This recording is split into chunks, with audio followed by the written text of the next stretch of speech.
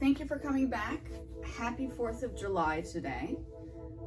I think what I'm going to do is revise the most important parts of the channel because I find that a lot of people have had difficulty following me. I'm not sure, but I think people are having a hard time following me with the production stuff. So until you reach an understanding of the music theory, the production stuff is going to be gibberish, I suppose. So let's revise it. I spoke about scales in the past month, okay? So I started off with scales, what the notes look like, the basic introduction of the notes look like on the keyboard. So let's start with C major.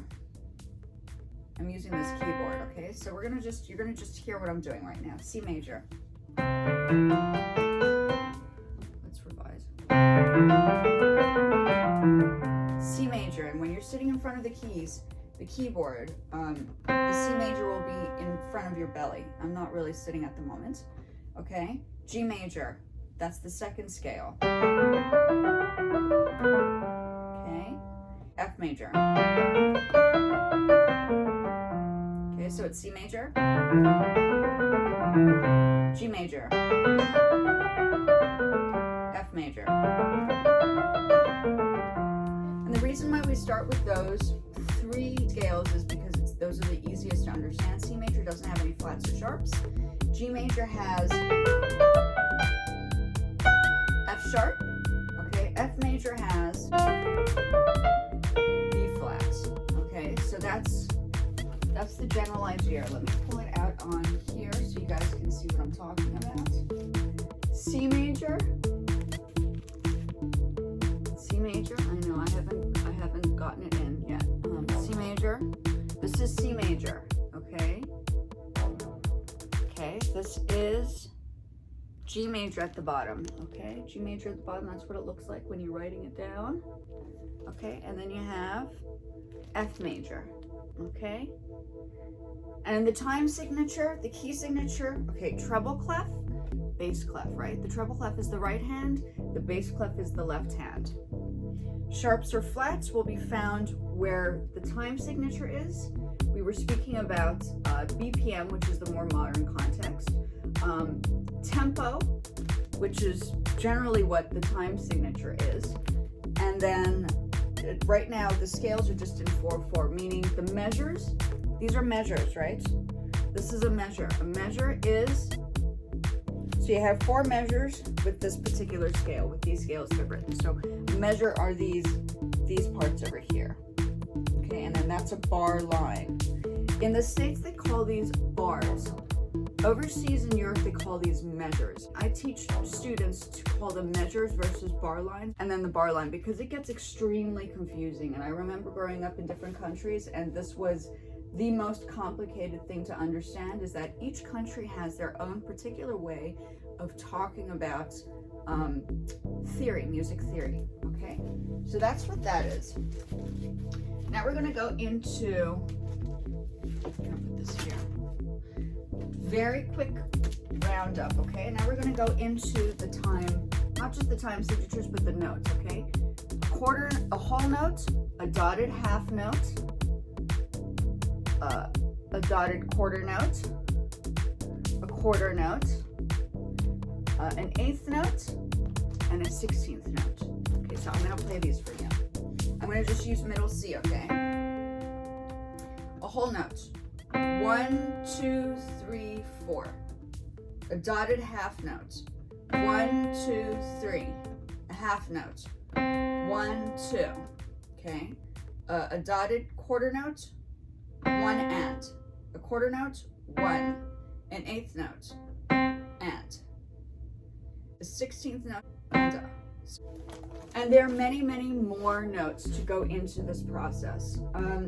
So I found that people, like I said, everybody is getting lost where you come up with the music theory. And yes, when you learn music production is a continuation of music theory. So I don't think people should expect to learn how to produce a song just by watching a video. You actually need to go through the understanding of music theory to get trained to get to that stage of understanding what's going on. Sure, you can dabble with and experiment with the production side of things, but you still need to have a good ear.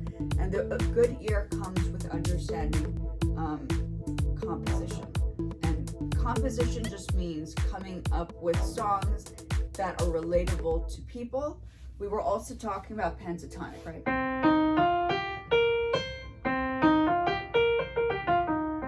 Pentatonic scale. I'm just having you guys listen to it, okay? I'm not having you see the note. So this is a revision of what I've done. If you guys want to see the more detailed versions of my fingers moving, please go and refer back to the older videos. Okay, so pentatonic.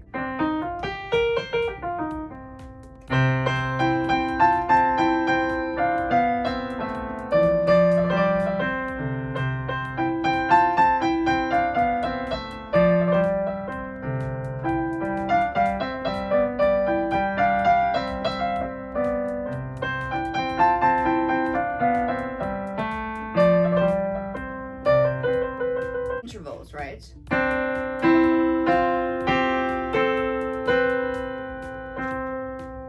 think right now it's more important to hear it than to see it. Okay, but here. So this is second.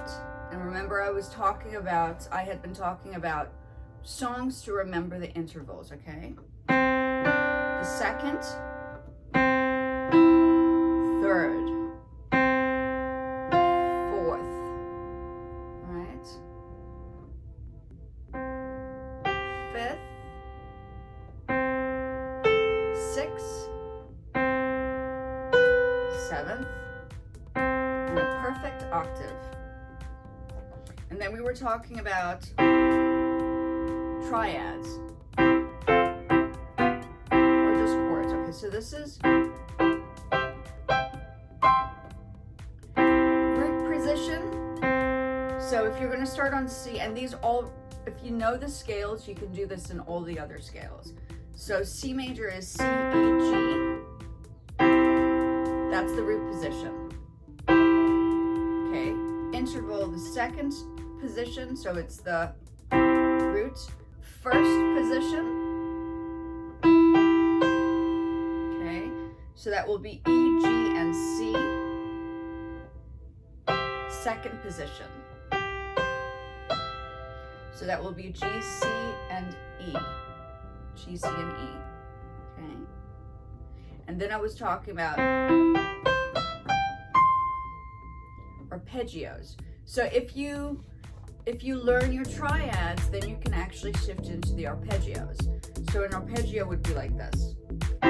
So we'll start with the triads.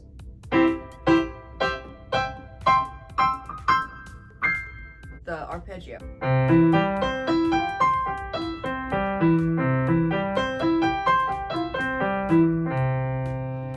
And I know, people say it's a lot of work, guys. Like, composition doesn't just come out of your head and from nowhere. You actually need to do the work to make this happen. And I do highly recommend watching the longer videos, not just the shorts, because the shorts don't give you enough to learn anything. So please take a look at the pieces that I'm working on, And then we were talking about how to create music from GarageBand and Logic Pro X. You can learn the very basics of keyboard and guitar and any instrument right on your GarageBand, because it gives you all the instruments. I just pulled out the keyboard. And just because it's free doesn't mean to say that it's not a valuable tool, because this DAW, it's called a DAW, Digital Audio Workstation. All of the softwares, quote unquote, softwares that are called digital audio workstations, okay? So this is free, okay? And then there's a whole process to get in there and to understand what's going on. So if you have an iPhone or a iPad, this is what it looks like on the iPad. I'm using the phone to record, so I'm not going to use the phone, but it looks exactly the same as you find on your iPad. So you can also go back and see a little bit more of a discussion I had on this in a video. I will put the clips down of those videos just underneath this video here. So there's that. And then there's a new version of Logic Pro X. I've been working on some tracks on GarageBand. We were actually